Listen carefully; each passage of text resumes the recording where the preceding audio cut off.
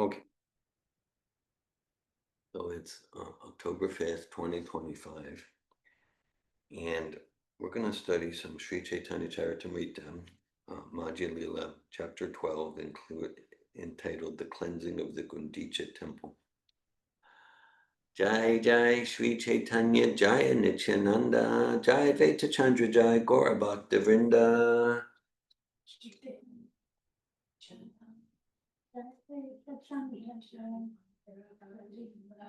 Jai Jai Sri Chaitanya Jaya Nityananda Jaya Vaita Chandra Jaya Gaura Bhakta Vrinda.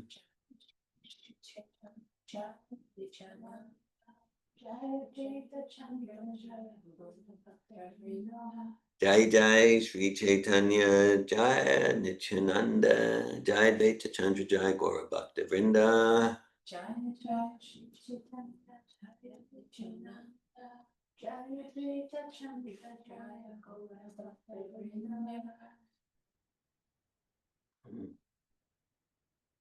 Om Gana Timirandasya Gananjana Shalakaya Chakshu Anlitamina Tasmai Shri Gurave Namaha Sri Chaitanya Manobishtam Stapitam Yena Bhutale Svayamupakadamayam Darati Svapadanti Kam Bandeham Shri Guru Shri Tapadakamalam Shri Gurun Vaishnavamscha Shri Rupam Sagrajatam Saganaragnatam Vitam Tam Sajivam Sadvaitam Savadutam Purijana Sahitam Krishna Chaitanya Devam Sri Radha Krishna Padan Sagna Lalita Sri Vishakanvitamstra Hey Krishna Karuna Sindhu Dina Bandhu Jagatpate Gopi Shakopika Kanta Radha Kanta Namostute Tapta Kanchana Gaurange Radhe Vrindavaneshwari Rishabhanu Sute Devi Pranamami Hari Priye Vanchakalpatu Yubhyascha Kripa Sindhu Bhyevacha Patita Nan Pavanebhyo Vaishnavebhyo Namo Namaha Jai Shri Krishna Chaitanya Prabhu Nityananda Shri Advaita Gadadara Shri Vasari Gaura Bhakta Vrinda. Hare Krishna Krishna Krishna Hare Hare Hare Rama Rama Rama Hare Hare. Vande Gurun Isha Bhaktan Isha Vatarakan Tat Prakashams Chayat Shakti Krishna Chaitanya Samgyakam Vande Shri Krishna Chaitanya Nityananda Sahodida Godudai Pushpavano Chitra Sandatamoduda. I offer my respectful obeisances unto Lord Chaitanya and Lord Nityananda, who are just like the sun and the moon. They have arisen simultaneously on the horizon of Raja, on the horizon of Gauda, to dissipate the darkness of ignorance in this age of Kali and to wonderfully bestow benediction upon all. Radha Krishna Pradaya Vikriti Ladini Shakti Rasma Ekat Manav Api Bhuvi Pura Deha Bedham Gatao Tao Chaitan Akyam Prakata Aduna Tatvayam Chaikyam Aptam Radha Baba Duti Suvalitam Normi Krishna Svarupam. The loving affairs of Sri Sri Radha and Krishna are transcendental manifestations of the Lord's internal pleasure-giving potency. Although these two transcendental personalities are one, they separated themselves eternally, and now they have united again in the form of Lord Chaitanya Mahaprabhu. I offer my obeisances unto him who has adopted the complexion and sentiment of Srimati Radharani, although he is Krishna himself. Panchatatvatmakam Krishnam Bhaktarupasupakam Bhaktavatam Bhaktakyam Namami Bhaktashaktikam Jayatam Surtal Pangor Mamamandamadhara Gati Matsavasa Padamboja Radha Madhana Mohanao. Glory to the all-merciful Radha and Madhan Mohan. I am lame and ill-advised, yet they are my directors, and their lotus feet are everything to me. Divyad Vrindaranya Kalpajumara Srimad Ratnagara Singhasana Style Srimad Radha Srila Govinda Delal Sevyamane Pristalavi Sevyamane Smarami. In a temple of jewels, in a forest in Vrindavan, beneath a desire tree, Sri Sri Radha and Govinda, served by their most confidential associates, sit upon an effulgent throne. I offer them my respectful obeisances.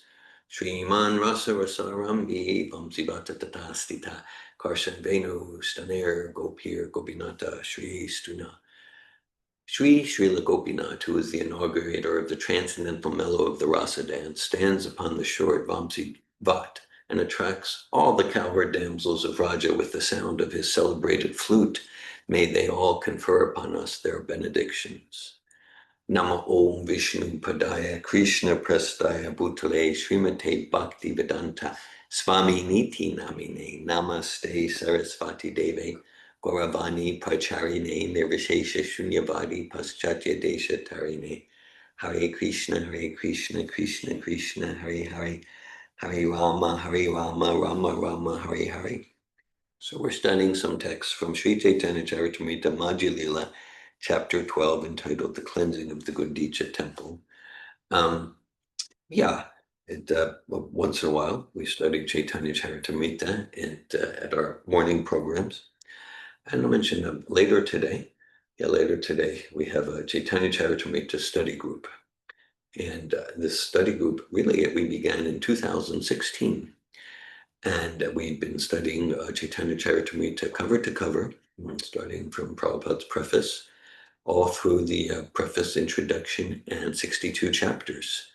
Altogether, it's been about 67 modules. And today, we're on chapter 20 of the Madhya-lila, entitled the Shikshastaka Prayers.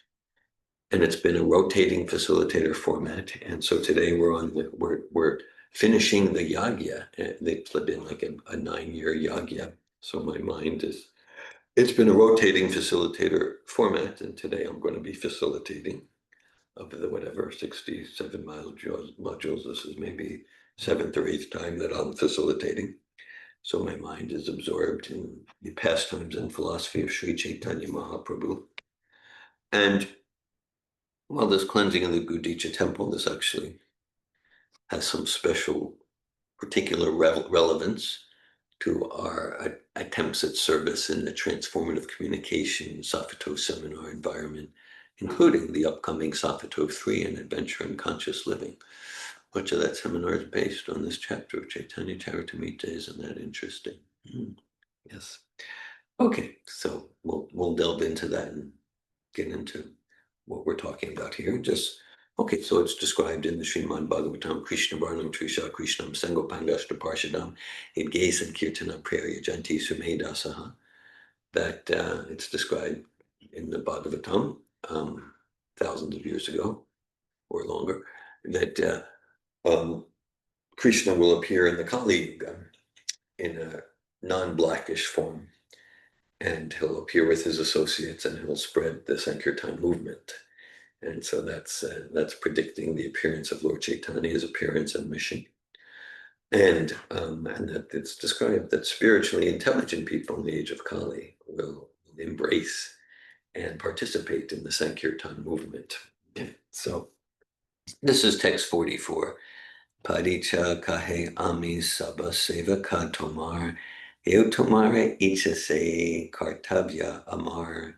Upon hearing the Lord's request for them to wash the Gundica temple, the Padicha, the superintendent of the temple, said, "My dear sir, we are all your servants. Whatever you desire is our duty to perform." So Lord Chaitanya Mahaprabhu there in Jagannath Puri, he's saying, "Okay, I want to like personally wash the Gundica temple." The Gundica temple is where Lord Chaitanya travels to and stays, kind of after the Ratha Yatra for 2 weeks or something like that. So the superintendent, Kashi Mishra, and others, they're like, "Oh, that's not a proper service for you, just doing cleaning." But Lord Chaitanya, "No, I want to clean." Mm-hmm. So he's saying, whatever, like that. And yes, okay. Visheshe Rajara Agya Hanache Amare Prabhura Agaye Se Shigura Karibare. The king gave a special order for me to do without delay whatever your lordship orders. My dear lord, washing the temple is not service befitting you. Nonetheless, if you wish to do so, it is to be accepted as one of your pastimes. Kintu gata samarjani bahuta chahiye agyadeha aji sabha ihan ani diye To wash the temple, you need many water pots and brooms.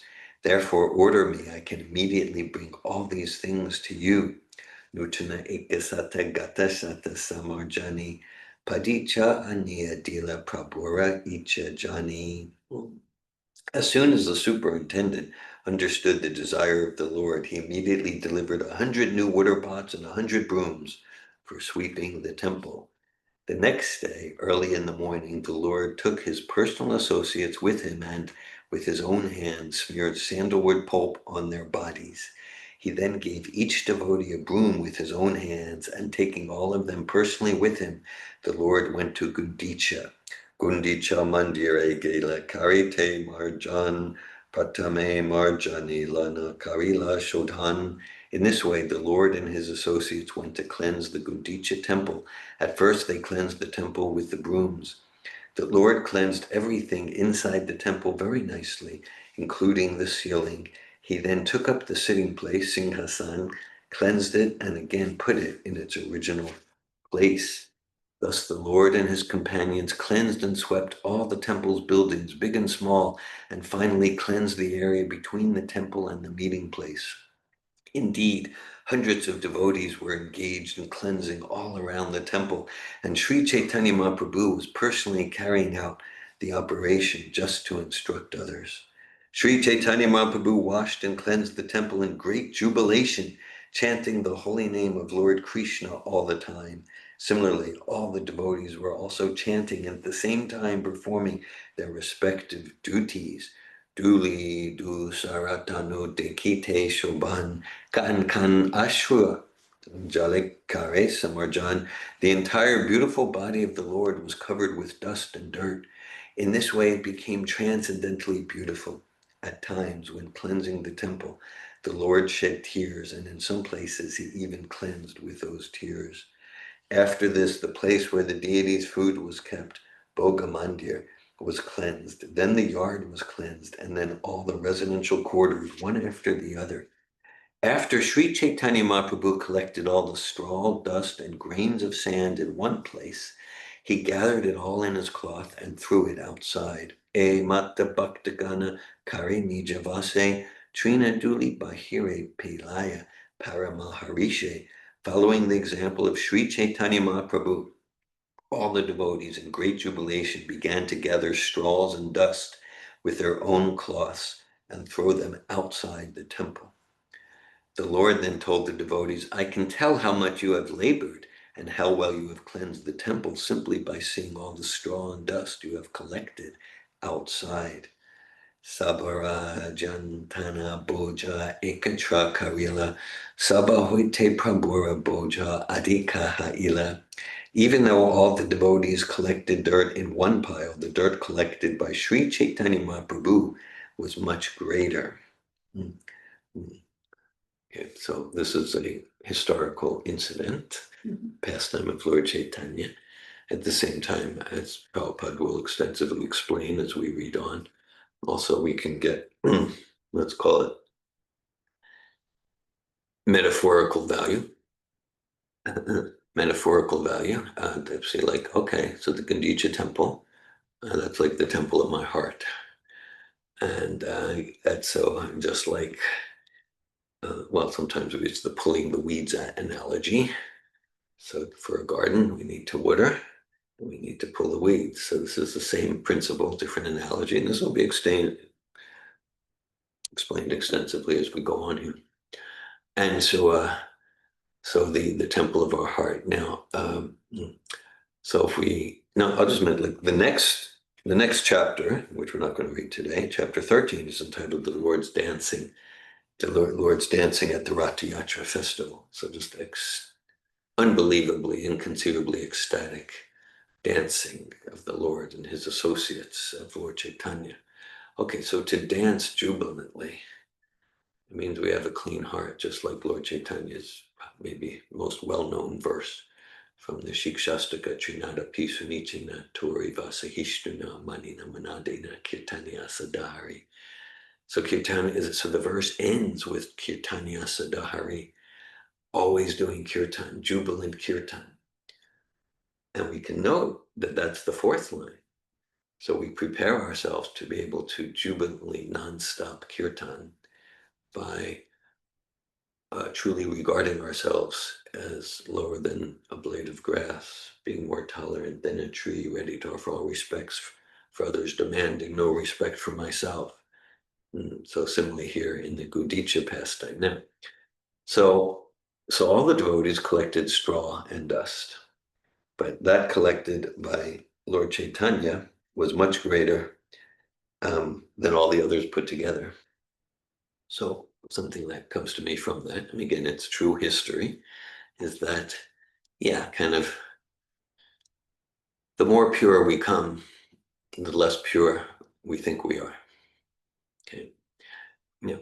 So like, to the extent that the soul is truly in purity, the soul is seeing themselves as like, I'm just full of envy and greed and lust and selfishness, and I'm a reservoir of all bad qualities. Krishnadas Kaviraj Goswami, he's well into his 90s, arthritic, physically couldn't write.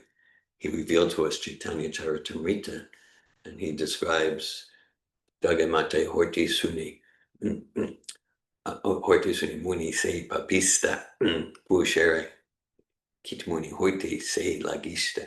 He says, I am lower than the worms and stool, and I'm more sinful than Jagai and Madai. Whoever hears my name loses all their pious credit. Whoever chants my name, is destined for suffering, like that. So he's pristine pure, but he's seeing himself that way. He's seeing himself that way. So this is one symbolic personal meaning we can get here. Continuing, text 92, chapter 12. Emata abhyantara kavila marjan puna sabakare dila karyavantan. After the inside of the temple was cleansed, the Lord again allotted areas for the devotees to cleanse. The Lord then ordered everyone to cleanse the inside of the temple very perfectly by taking finer dust, straws, and grains of sand and throwing them outside. After Sri Chaitanya Mahaprabhu and all the Vaishnavas cleansed the temple for the second time, Sri Chaitanya Mahaprabhu was very happy to see the cleansing work. Arashata Jana Shata Gate Jalabari Pratame Lana Ache Kala Apekshakari. While the temple was being swept, about 100 men stood ready with filled water pots, and they simply awaited the Lord's order to throw them. As soon as Sri Chaitanya Mahaprabhu called for water, all the men immediately brought the 100 water pots, which were completely filled, and delivered them before the Lord. Text 97. In this way, Sri Chaitanya Mahaprabhu first washed the main temple and then thoroughly washed the ceiling, the walls, the floor, the sitting place, simhasan, and everything else within the room. Sri Chaitanya Mahaprabhu himself and his devotees began to throw water onto the ceiling. When this water fell, it washed the walls and floor. Sri Haste Karena Simhasanera Marjan Prabhu Age Jala Ani Dea Bhaktagan. Then Sri Chaitanya Mahaprabhu began to wash the sitting place of Lord Jagannath with his own hands, and all the devotees began to bring water to the Lord. Bhaktagana Kare Griha Madhya Prakshalana Nija Nija Haste Kare Mandira Marjana. All the devotees within the temple began to wash. Each one had a broom in his hand, and in this way they cleansed the temple of the Lord. Someone brought water to pour into the hands of Sri Chaitanya Mahaprabhu, and someone poured water on his lotus feet. The water that fell from the lotus feet of Sri Chaitanya Mahaprabhu was drunk by someone who hid himself. Someone else begged for that water, and another person was giving that water in charity. After the room was washed, the water was let out through an outlet, and it then flowed and filled the yard outside. The Lord mopped the rooms with his own clothes, and he polished the throne with them also. Shatagata jale hoila mandira marjan mandira shodia koila yena nijaman.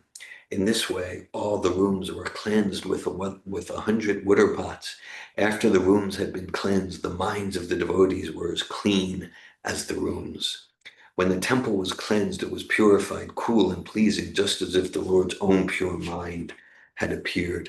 Since hundreds of men were engaged in bringing water from the lake, there was no place to stand on the banks. Consequently, someone began to draw water from a well. Purnakumbha lana aise shata bhaktagan, shunya gata lana yaya ara shatajan.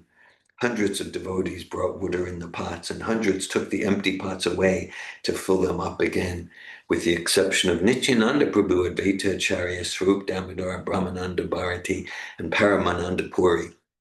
Everyone was engaged in filling the water pots and bringing them there. Gate gate teki kata kata bangi gela shata shata kata lokatahan lana oila. Many of the water pots were broken when people collided with one another, and hundreds of men had to bring new water pots to fill. Some people were filling the pots, and others were washing the rooms, but everyone was engaged in chanting the holy name of Krishna and Hari. Krishna Krishna kahi kare gatera pratan. Krishna Krishna kahi kare gata samarpan. One person begged for a water pot by chanting the holy names Krishna Krishna, and another delivered a pot while chanting Krishna Krishna.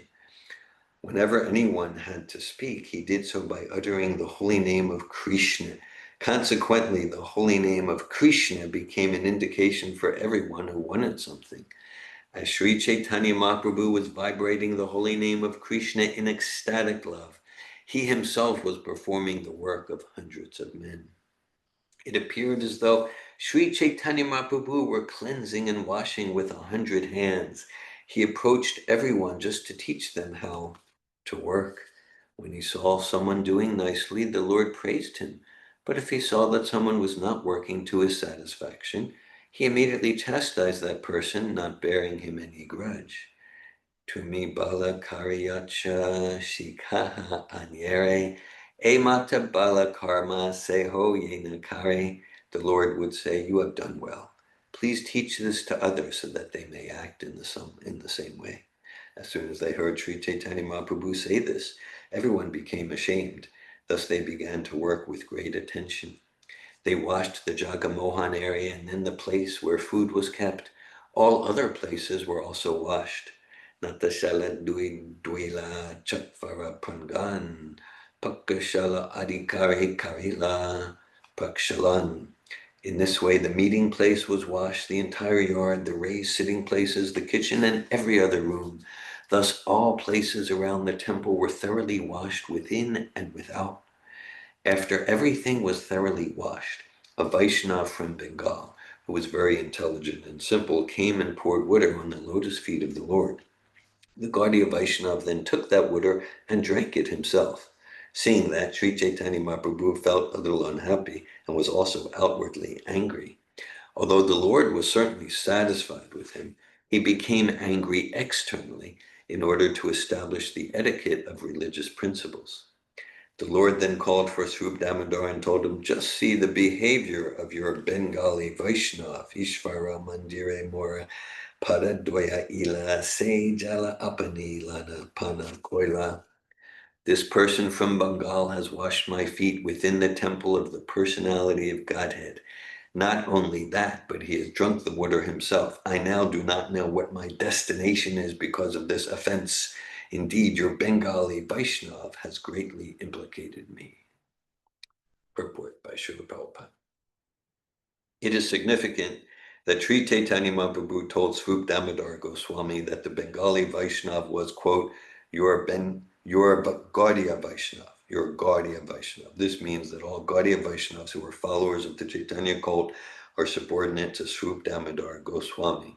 Well, as aspiring followers of Srila Prabhupada, so we are followers of Swarup Damodar Goswami in the Brahma Gaudiya Vaishnava Sampradaya. The Parampara system is very strictly observed by Gaudiya Vaishnavas. Sri Chaitanya Mahaprabhu's personal secretary was Swarup Damodar Goswami. The next group of devotees was the 6 Goswamis, then Kaviraj Goswami. It is necessary to observe the Parampara system of the Chaitanya cult. There are many offenses one can commit while serving the Lord, and these are described in the Bhakti Rasamrita Sindhu, Hari Bhakti Vilas, and other books. According to the rules and regulations, no one should accept obeisances in the temple of the Lord before the deity, nor is it proper for a devotee to offer obeisances and touch the feet of the spiritual master before the deity. This is considered an offense. Sri Chaitanya Mahaprabhu himself was personally the Supreme Personality of Godhead, therefore it was not actually offensive to wash his lotus feet in the temple. However, because he was playing the part of an acharya, the Lord considered himself an ordinary human being. He also wanted to give instructions to ordinary human beings. The point is that even though one plays the part of a spiritual master, he should not accept obeisances or permit a disciple to wash his feet before the deity. This is a matter of etiquette. Text 128, chapter 12, Madhya-lila, Sri-Caitanya-caritamrta. Tabai Srupa Gosani Tara Gade Hatadiya Dekamari Purira Bahira Rakilena Lana. At this point, Srupa Damodar Goswami caught the Gaudiya Vaishnava by the neck and, giving him a little push, ejected him from the Gundica Puri temple and made him stay outside. After Srupa Damodar Goswami returned within the temple, he requested Sri Chaitanya Mahaprabhu to excuse that innocent person. After this incident, Sri Chaitanya Mahaprabhu was very satisfied. He then asked all of the devotees to sit down in two lines on both sides. The Lord then personally sat down in the middle and picked up all kinds of straw, grains of sand, and dirty things. While Sri Chaitanya Mahaprabhu was picking up the straw and grains of sand, he said, I shall gather everyone's collections, and I shall ask whoever has collected less than all the others to pay a fine of sweet cakes and sweet rice. Emata Sabapuri Kavila Shodhan Shitalanyamala Koila Yena Nijaman. In this way, all the quarters of the Gundica temple were completely cleansed and cleared. All quarters were cool and spotless, like one's cleansed and pacified mind. When the water from the different rooms was finally let out through the halls, it appeared as if new rivers were rushing out to meet the waters of the ocean. Outside the gateway of the temple, all the roads were also cleansed, and no one could tell exactly how this was done. Purport by Srila Prabhupada. So this is kind of an extensive purport. In commenting on the cleansing of the Gundica temple, Srila Bhaktisiddhanta Saraswati Thakur says that Sri Chaitanya Mahaprabhu was personally giving instructions on how one should receive Lord Krishna, the Supreme Personality of Godhead, within one's cleansed and pacified heart. If one wants to see Krishna seated in his heart, he must first cleanse the heart, as prescribed by Sri Chaitanya Mahaprabhu in his Shikshastaka, Cheto Darpana Marjanam. In this age, everyone's heart is unclean, as confirmed in Srimad Bhagavatam Vidyantastoya Bhadrani, to wash all dirty things accumulated within the heart. Sri Chaitanya Mahaprabhu advised everyone to chant the Hare Krishna mantra. The first result will be that the heart is cleansed. Cheto Darpana Marjanam. That's the first line of the first verse of the Shikshastaka. Similarly, Srimad Bhagavatam 1.2.17 also confirms this statement. Shin Svatam Sakata Krishna Punya Shravana Kirtana Vidanta Stoya Bhajani Vidunoti Saritsatam. Sri Krishna, the personality of Godhead, who is the Paramatma Supersoul in everyone's heart and the benefactor of the truthful devotee, cleanses desire for material enjoyment from the heart of the devotee who relishes his messages, which are in themselves virtuous when properly heard and chanted. So there's cleansing the heart, pulling the weed, cleansing the consciousness to be a fit place to receive Krishna. This is an integral part of what Prabhupada has given us. It's not like an optional part of the process of bhakti. Sometimes it's saying, oh, well, yeah, so our endeavor, like with our different programs, whether the seminars or the coaching or the coach training, our endeavor is to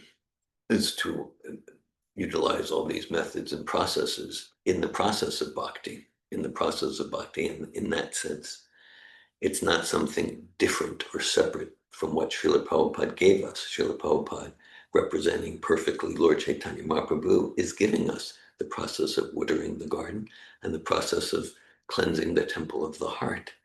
So, and Srila Prabhupada and the Acharyas, they want their followers to to to be bold and innovative in discovering genuine ways to support this process of cleansing the heart and pulling the weeds. And to the extent that we do that authentically in the spirit of yukta vairagya, using Krishna's energies in Krishna's service, including energies like transformation, psychology, communication, to create guyamakiti, prichati, to create a space in relationship that's truly supportive for us to encounter ourselves honestly and cleanse the heart and deepen our enthusiasm for devotional service, then that is a natural application and expansion of the process of Krishna consciousness given us by Sri Chaitanya Mahaprabhu. It's not something separate. Hare Krishna. Srila Prabhupada continues, if the devotee at all wants to cleanse his heart, he must chant and hear the glories of the Lord, Sri Krishna, Shrinvatam Svakata Krishna. This is a simple process. Krishna himself will help cleanse the heart because he is already seated there. Krishna wants to continue living within the heart, and the Lord wants to give directions. But one has to keep his heart as clean as Lord Chaitanya Mahaprabhu kept the Gundica temple. Prabhupada directly giving the analogy there. The devotee therefore has to cleanse his heart just as the Lord cleansed the Gundica temple. In this way, one can be pacified and enriched in devotional service. If the heart is filled with straw, grains of sand, weeds or dust, in other words, anya bilash porna, one cannot enthrone the Supreme Personality of Godhead there. The heart must be cleansed of all material motives brought about through fruitive work, speculative knowledge, the mystic yoga system, and so many other forms of so-called meditation. The heart must be cleansed without ulterior motive. As Srila Rupa Goswami says, Anya bilashita shunyam jnana karmadyanavritam. In other words, there should not be any external motive. One should not attempt material upliftment, understanding the Supreme by speculative knowledge, fruitive activity, severe austerity and penance, and so on. All these activities are against the natural growth of spontaneous love of Godhead.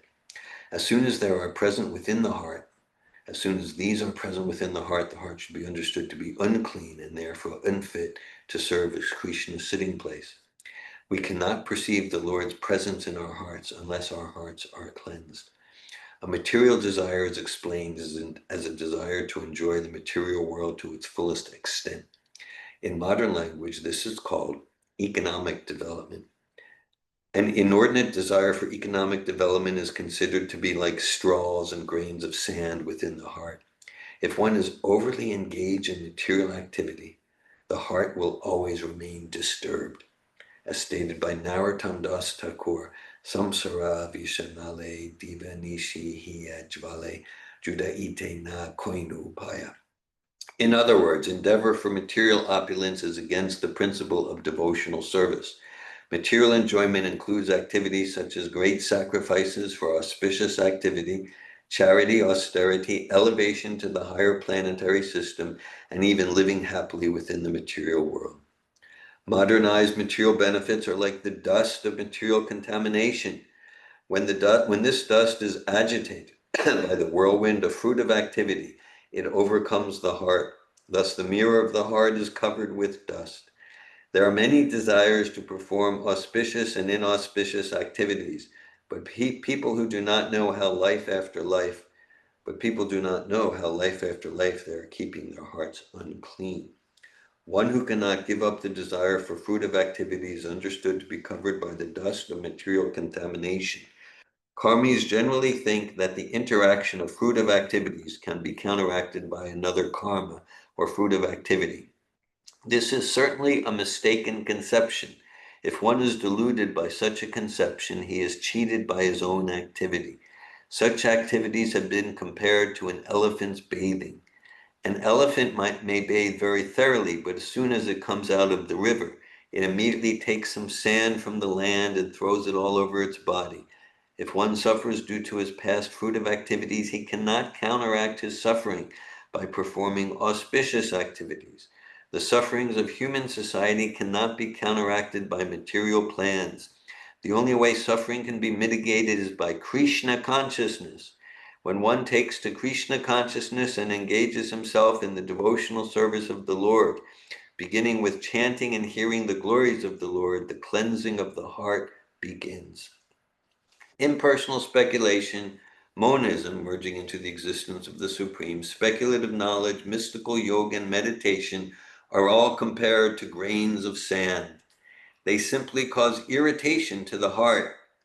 No one can satisfy the Supreme Personality of Godhead by such activities. Nor do we give the Lord a chance to sit in our hearts peacefully. Rather, the Lord is simply disturbed by them. Sometimes yogis and jnanis in the beginning take to the chanting of the Hare Krishna Mahamantra as a way to begin their various practices. However, when they falsely think that they have attained release from the bondage of material existence, they give up chanting. They do not consider that the ultimate goal is the form of the Lord or the name of the Lord. Such unfortunate creatures are never favored by the Supreme Personality of Godhead, for they do not know what devotional service is. They are described in Bhagavad Gita in this way. Tanahan Vishtankwaram Samsareshu Naradamam Kshipam Yajasham Ashubhan Asarish Veva Yonishu. That's Bhagavad Gita 16.19. Those who are envious and mischievous, who are the lowest among men, are cast by me into the ocean of material existence, into various demoniac species of life. The demons are always envious of the Lord and are therefore most mischievous. By his practical example, Sri-Caitanya-caritamrta has shown us that all the grains of sand must be picked up thoroughly and thrown outside.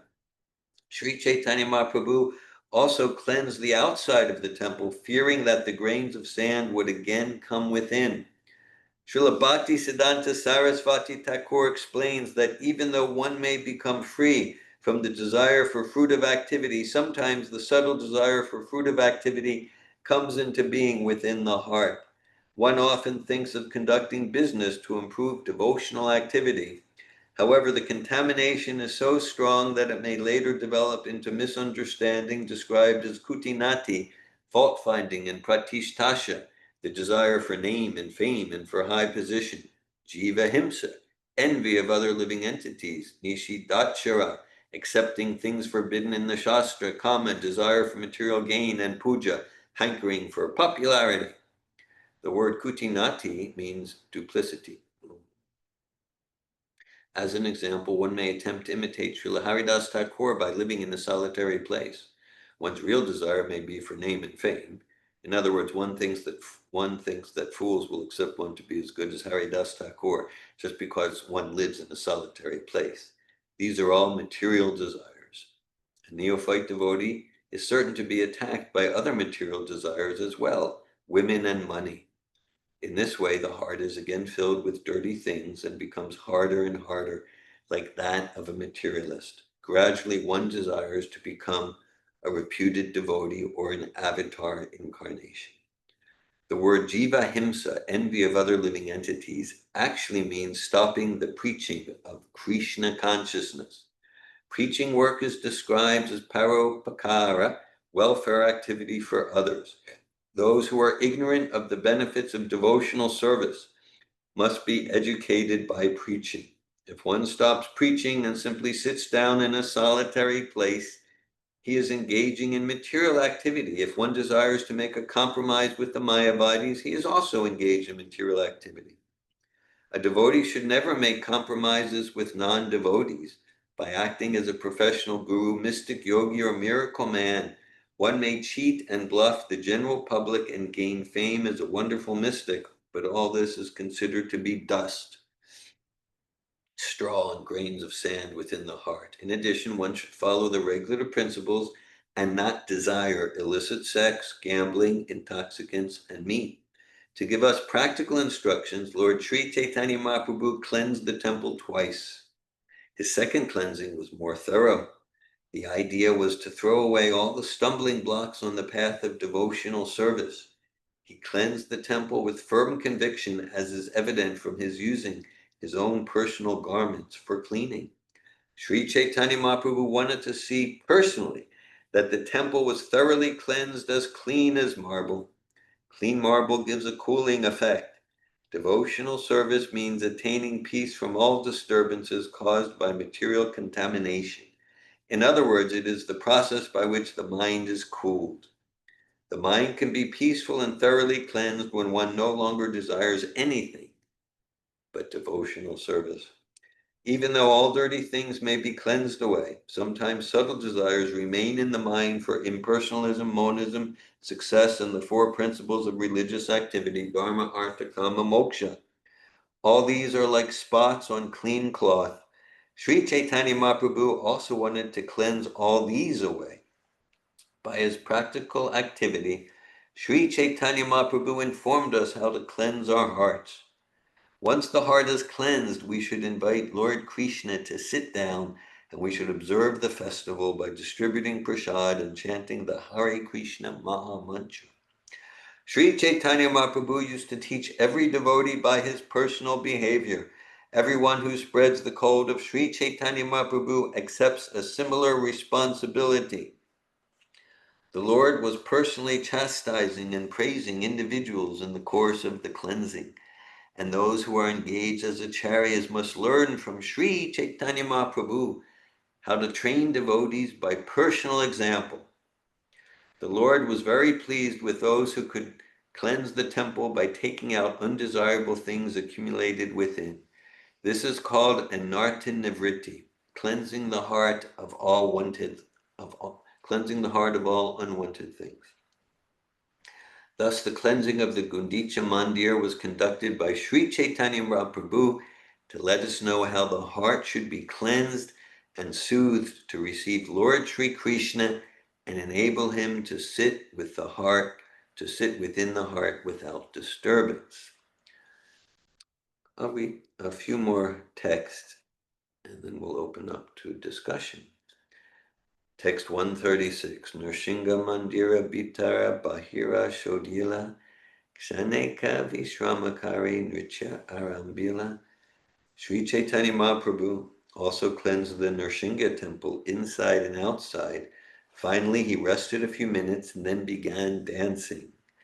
All around Sri Chaitanya Mahaprabhu, all the devotees performed congregational chanting. The Lord, just like a maddened lion, danced in the middle. As usual, when Chaitanya Mahaprabhu danced, there were perspiration, trembling, fading, tears, jubilation, and roaring. Indeed, the tears from his eyes washed his body, and those before him, Chari Dike Bhakta Anga Korla Prakshalan, Shravanera Mega Yena Kare Varishan. In this way, Sri Chaitanya Mahaprabhu washed the bodies of all the devotees with the tears from his eyes. The tears poured like rains in the month of Shravana. The sky was filled with the great and loud chanting of Sankirtan, and the earth shook from the jumping and dancing of Lord Chaitanya Mahaprabhu. I'll pause there. Hare Krishna. Okay, so we read about 70 verses from Chaitanya-caritamrta, cleansing of Gundica temple, including one multi-page purport by Srila Prabhupada about cleansing the heart in the spirit of how Lord Chaitanya and his followers cleansed the temple. If anyone would like to share any comments, realizations, inspirations, or ask any questions at this time.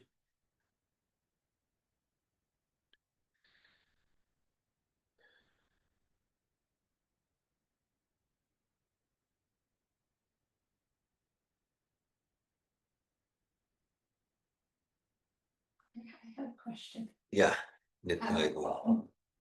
I'm just wondering if you have what your insights are or your knowledge on this are. I'm just wondering how much is Srila Prabhupada. I mean, obviously we read in the books about anartha nivritti, but in my 29 years in ISKCON, I have not heard much emphasis on it at all. Right. In lectures given by devotees, Bhagavatam classes. And I just wonder why. I'm just curious why it's such an important topic is not given much attention. I mean, we usually are said just chant Hare Krishna. Yeah. serve and associate with devotees, and everything will fall, like everything will fall into place. And of course, we have mentioned the 10 fences. Yeah. By following which we're supposed to be doing pure chanting, but we see that's not necessarily always understood or applied, because like the process of anartha nivritti is not being discussed. Like, how do you achieve that? So it's like, I feel like people, devotees, like, they try to follow the 10 offenses, like kind of mechanically, artificially. They try not to offend and not trying to criticize, but then when they are anarthas, because they're not being dealt with really, they kind of think better of people than offenses do manifest, because things are kind of like stuff inside and they're not really being dealt with. I'm just wondering, I don't know, I have not listened to so many of Prabhupada's classes. I mostly read the books, and I sometimes wonder like why it's not really discussed or given much importance. Well, thanks for your question. I appreciate it. Well, because we just read, we just said like a 4-page purport where Papa gives it a lot of importance. In the books, And in the conversations, and in his personal letters, and in his lectures. So actually your question, Madhya-lila, it points to kind of a lot. It points to significant aspects of what I regard as my attempts to serve Srila Prabhupada's mission.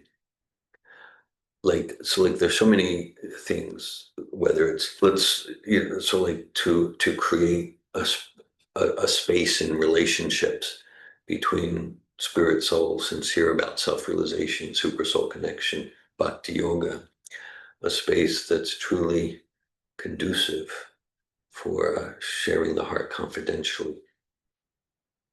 I remember I used to, back like in the 90s, early 2000s, practically everyone who came to the different programs, Saffrato programs, identified as like a member, a practitioner of Bhakti Yoga in some way, like that. That changed around 2004, 2005. And I would mention about Srila Rupa Goswami, Guyamakiti Prichati, meaning it's not optional. It's an essential quality of relationships between spirit, soul, sincere about spiritual life. And I would use the term, a safe place to reveal the heart and mind confidentially. And sometimes I get comments, like humorous comments, and there's always pain behind humor. So I would hear like, Prabhu, this community is the last place in the world I'd want to reveal my heart confidentially. And there would be laughter, but I know what you mean, like that. So this Guyamakya, this pulling the weeds, the anartha nivritti process. There's 2 tracks, and there's the watering, and there's the pulling the weeds, and there's the cleansing. There's the cleansing of the heart. These are not optional. They're integral parts of bhakti, and it's there in Prabhupada's teachings. And when I started noticing, even back early 80s, but started kind of developing programs, particularly in the mid 90s. But what I noticed is this is not missing from Prabhupada's teachings, but in most, if not practically all, attempts at devotee communities, it's like parts of the teachings that are really neglected, and there's a lot of suffering as a result. There's a lot of just chant, be happy like me, while just like suffering inside, because there's all sorts of like weeds that no, I don't have weeds because I'm chanting and I have neck beads, and like that. And so a lot of what we've been endeavoring to do, especially the past 30 some years, is, let's call it, develop methodologies and technologies to practically apply these integral aspects of the process of Krishna consciousness that in many devotional community sectors have been sorely neglected. So kind of what you're sharing, I noticed that too. And kind of, yeah, so we can use the analogy like if we don't pull the weeds, and this is described, that analogy is expanded upon in chapter 19 of Madhya-lila, the Rupa Siksha chapter, Lord Chaitanya's teachings to Rupa Goswami. And we don't, if we don't pull the weeds, then even the watering will water the weeds. Yeah. Let's say I have a weed of arrogance or needing to feel superior. And every time I rise early or memorize a verse or chant Hare Krishna, it waters the weed of I'm more spiritual than you. Mm-hmm. And the other side of it is true too, that even if we try to do some weed pulling, but we don't have a powerful authentic, authorized watering process, then we have a desert. We don't have weeds and we don't have flowers. So they go hand in hand. Parampara Prabhu. Hare Krishna. I appreciate the pastime, Lord Chaitanya, and the conversation that Nitai just brought up. And I was just sitting with a few devotees actually yesterday, and one of them brought up the same question that Nitai brought up, because he was like, he's 50 years old or whatever. He's wasn't born in the movement, but he's been in the movement for a while, and he was like, so yeah, like I'm looking at this thing, and because he was talking specifically about the stages, and so there's like the Anartanavritti stage, Yeah. which, and then after, or what, I guess it's not always linear or like from one time to the next, but beyond that is like steadiness. Steady, yeah. So he was kind of saying like, well, how many devotees have actually made it through the Anartanavritti stage, authentically and actually, and his realization was like, well, not that many actually, or like from his perception or his judgment, not too many are like actually authentically going through that. And so anyway, he brought up the this conversation of like, well, yeah, what is the process? What's that about? Because like Nitai Lila was saying, or I think alluding to, and it's prevalent. It's just that that okay, it's important, but it's kind of like that. It's just going to happen automatically, or it happens by Krishna's mercy. Yeah. And so I think that sometimes that gets translated as like passively. That because it is true that everything that we do is by Lord Krishna's mercy. Even to wake up and chant japa in the morning is by Lord Krishna's mercy, it's Srila Prabhupada's mercy. But at the same time, we still are getting up and doing it. It's not passive. So I think that's what kind of we were discussing, is that okay, there can maybe be a passive relationship with like, all right, we just do a sadhana, chanting, and then Anarjuna Vritti, our heart will be purified and cleansed by the holy name. And yes, that's true. And at the same time, there is this stage, Anarjuna Vritti stage, that needs to be active. And then, yeah, we were kind of discussing this same thing about Sattva-tov. I mean, that's what we're endeavoring to do in many ways, provides like an actual how-to, like a how-to approach to Anarjuna Vritti. But we were theorizing like, well, perhaps at a previous age, the culture and the society and the structures of society, whether it's the marriage and the families and the culture, the community, was all arranged in a way where um, it would all be handled kind of like the Nartana Vritti, by following sadhana and chanting, and then this just society structured in such a way that like that process maybe perhaps was more automatic, perhaps. And then in our as in our culture, perhaps we do need some supplemental, or whatever you want to call it, some different innovative methodologies, to support us in that anartha nivritti, whether it's psychology or counseling or whatever name we give it to it today. But perhaps that was more integrated into the culture, previously. So those are some hypotheses we're kind of throwing out.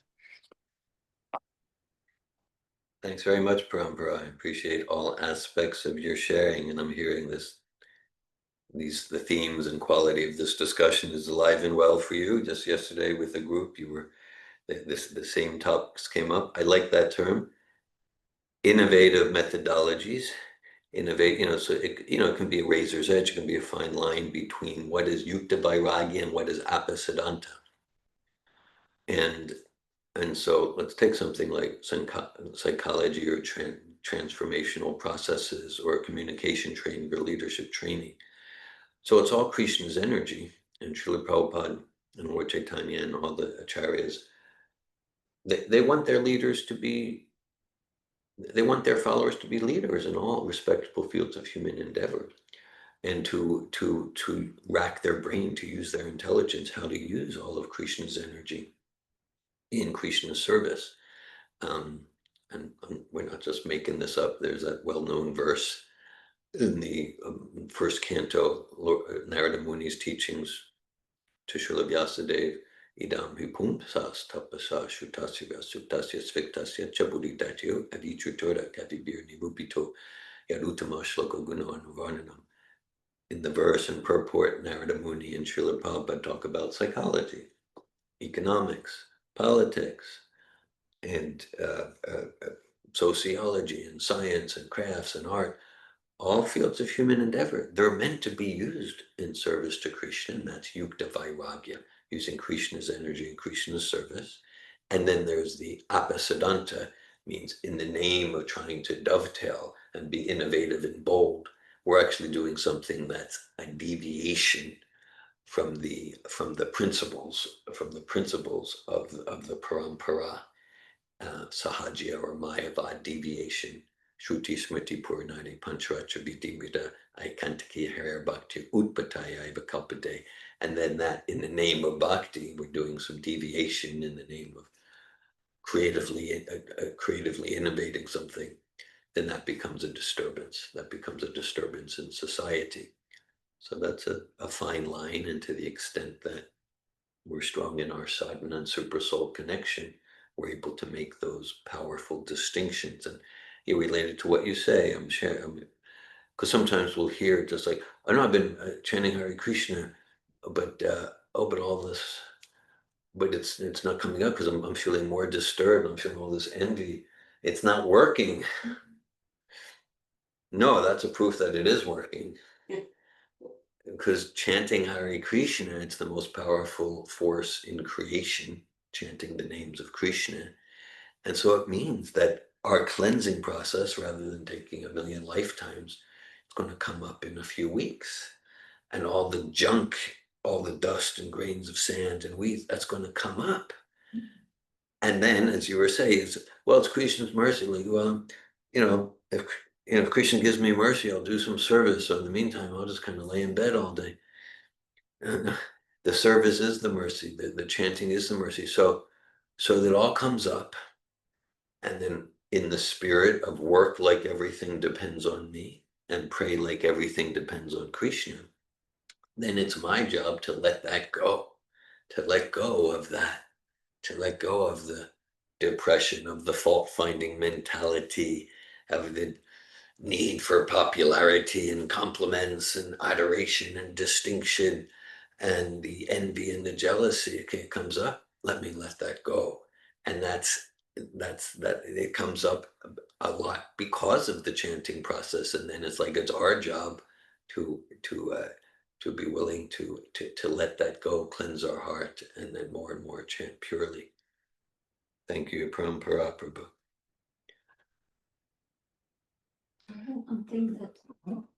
One thing that came up for me after we started talking about it is that Srila Prabhupada was here for a very short time. I mean, when he came to the West, he was already old and he already had health problems, and he knew his time was limited. Yeah.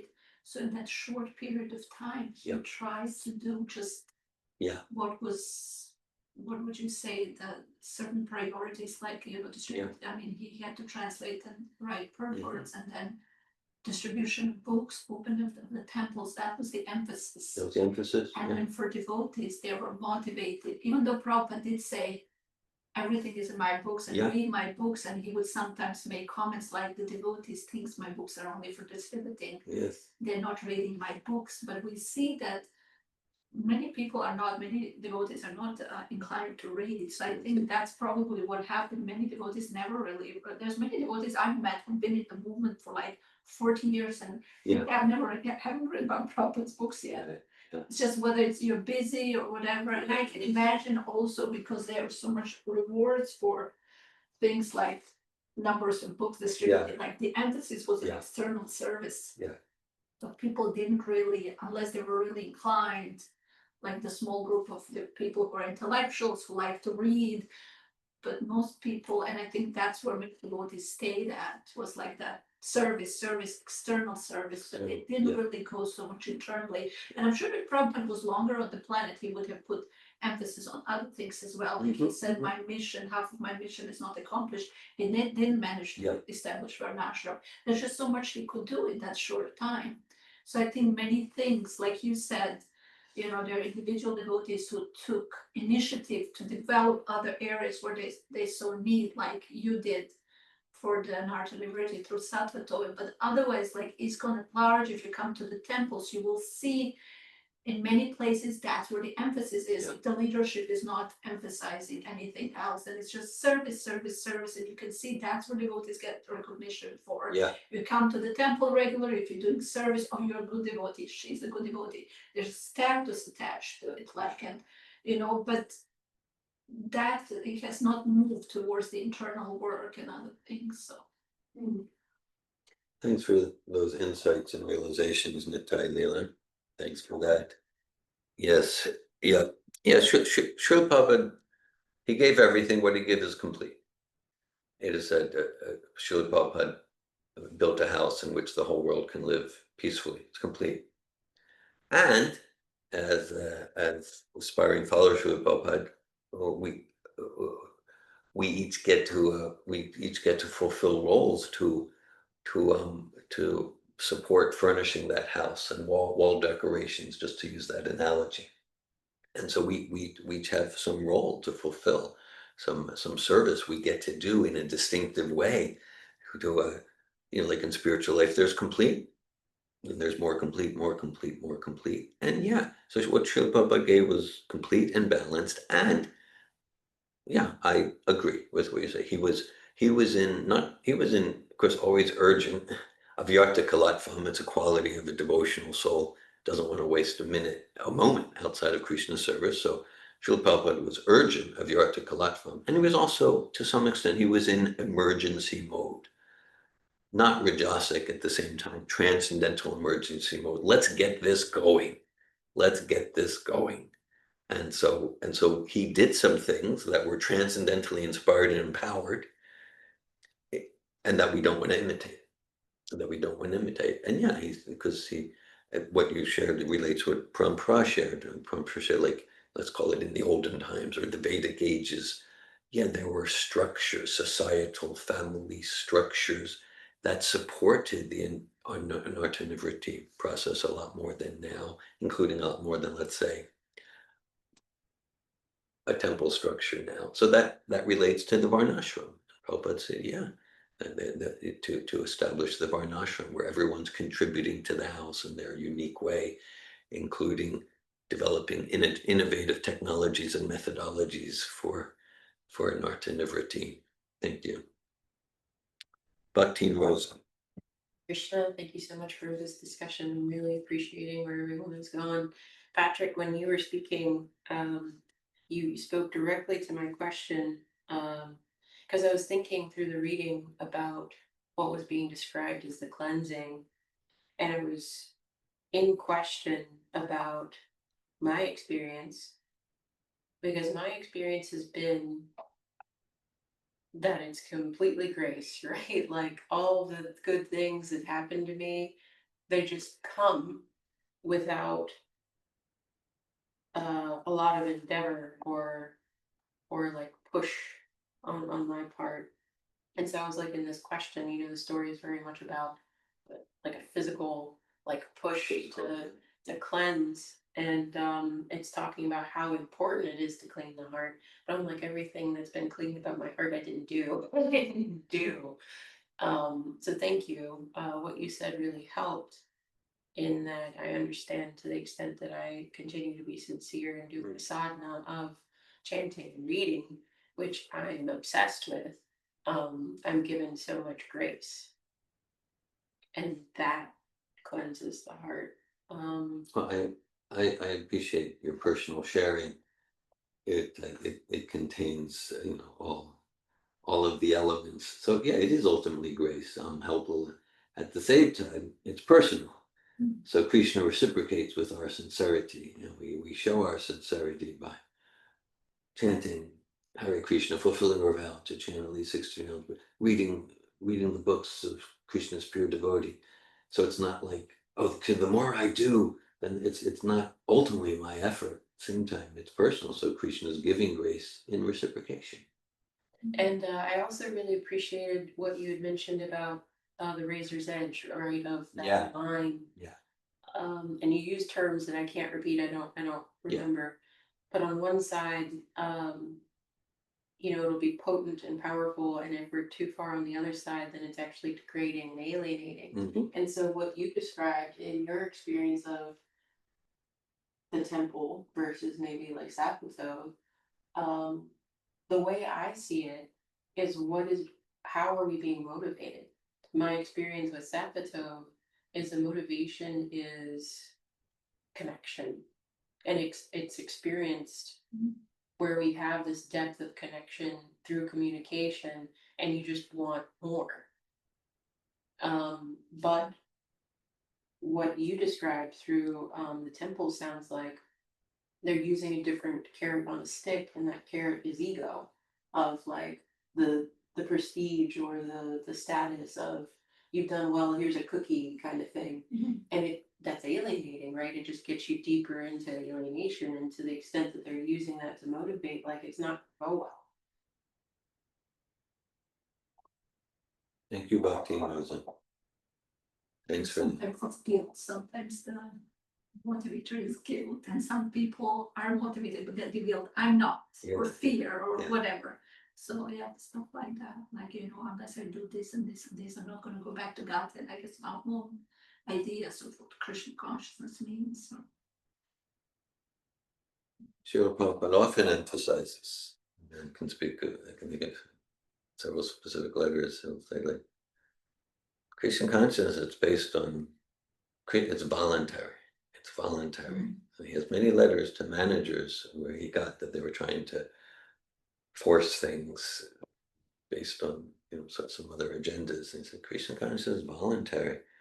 It's based on loving choice and reciprocation.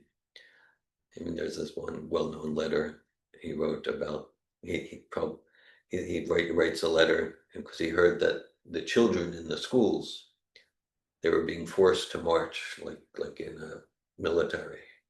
And Prabhupada said, like, who came up with these ideas? And Prabhupada, look, he wrote, childhood is for playing. Like, it's kind of sad he would need to say that. He said, like, the children should play, and Krishna consciousness is naturally joyful, and just naturally, as they grow, they're going to more and more be enthusiastic to practice Krishna consciousness because it's joyful. And then like basic psychology and if you're like forcing them, then when they become teenagers, they're going to rebel. Just like obvious stuff, So like the Prabhupada was seeing all this. There's a section in the third canto. It's Lord Kapila Dev's teachings to his mother Devahuti, chapter 29. Lord Kapila Dev, he talks about devotional service in different gunas, different modes. And that's coming up in the conversation here. So like devotional service in rajas. Like, oh, if I distribute 20 more books, I'll be tops and they'll read my name and everyone will clap and the brahmacharinis will look at me. and it'll be great. Okay, so it's devotional service. Now, devotional service is always pure. It's always transcendental. But that doesn't mean our consciousness in approaching it. So that's what Kapila Dev's talking about, is rajas, popularity, adoration, distinction, compliments. And then there's devotional service in tamas. And that could be like with a resentful mood, like, why do I always have to take her pujari service? It's her turn. And the temple president, he never did, blah, blah, and we're doing the arti. And then devotional service in sattva, that's like truly for purification out of compassion. And then completely transcendental Shuddha sattva devotional service, the inspiration is there simply, it's not even for my self-realization, it's simply for, or my purification, it's simply for out of love of Krishna and like that. Arjuna Prabhu, there in Czech Republic. Hare Krishna, dear devotees. I really appreciate this discussion and this class. This is really topic I'm thinking last months a lot about. Yeah. And so you were now talking about these devotional services in the three modes of natures. If I understood it clearly, this devotional service in rajas and the tamas, it's not I would say like beneficial. It's like not purifying us, or it's just like, yeah. It's like my question, if it has like some benefit or not. Oh, thank you, Arjuna. Thanks for sharing. I'll just mention, because I happen to know, because Arjuna and I are in correspondence in recent days. Arjuna is the prasad preparer for 7-day intensive Krishna conscious space spirit transformational seminar conducted by Ladini Shakti there in Czech, and Arjuna is preparing prasad for the group. Ladini Shakti came to Krishna consciousness through the Safato programs. Thanks, Arjuna. Yeah, the basic response to that is yes. That sometimes it is said the cure the cure for offensive chanting is more chanting. Krishna says in Bhagavad Gita, Chatur Vidabhajantumam Janasukutino Arjuna Arto Jigasu Arto Jigani Bharatar Shabha. He says some people come to Krishna consciousness because I want more money. And it could work. Well, I want better health. I want my children to get good spouses. I want my business to be successful. I'm just kind of curious, or whatever. Not like pure motivations. And the principle is, well, for whatever our motivations, akama sarvakamava, mokshakamu daraditi, vrena bhakti yogena, yadeta pusham param. Full material motivations. I want liberation, to escape from material suffering. Engage it with intensity, and we get purified. And then our motivations become maybe towards rajasic rather than tamasic, and then towards and then gradually, for some of us, depending on our depth of surrender, gradually could be over a few weeks, months, a lifetime, 10 lifetimes. But the principle is, from whatever our twisted, dark motivations, chant Hare Krishna, read Prabhupada's books, come to morning program, a quality morning program, engage in devotional service, consume prasad, prepare, distribute prasad, and we get purified. And then our motivations get more and more pure, and related to something that Madhya-lila shared earlier. Now, so that's the basic answer. Now, if we're committing like severe offenses, then it becomes like damaging. Then we're damaging our path. Now I say severe offense because okay, we're chanting attentively, and I'm thinking about sense gratification while I'm chanting. That's an offense. Like Krishna's present His holy name, and I'm thinking about some nonsense. That's an offense. But we get purified. That's cure for. Now, a severe offense could be like out of maybe envy and jealousy and evil in my heart. That, of course, I don't acknowledge because my weeds to me look like pretty flowers, of course. But that maybe I'll start gossiping about someone who's sincerely doing devotional service. It's like I'm trying to interfere with their service. Okay, then we're like really, like Krishna doesn't like that if we're trying to interfere with the service of a pure devotee. And we're trying to bring them down because of our petty ego. Okay, like that's what I mean, like if we get into that, then we're setting ourselves up for really impeding our progress, or even not, like whatever we do is for our eternal benefit in Krishna consciousness, but we can create setbacks for some lengthy period of time. So that's some basic principles. Thank you, Arjuna Prabhu. Hare Krishna. Sri-Caitanya-caritamrta ki. Jai. Srila Krishna's Kaviraj Goswami ki. Jai. Srila Jai. Prabhu. Jai. Hare Krishna. Thank you. Thanks for your participation, everybody.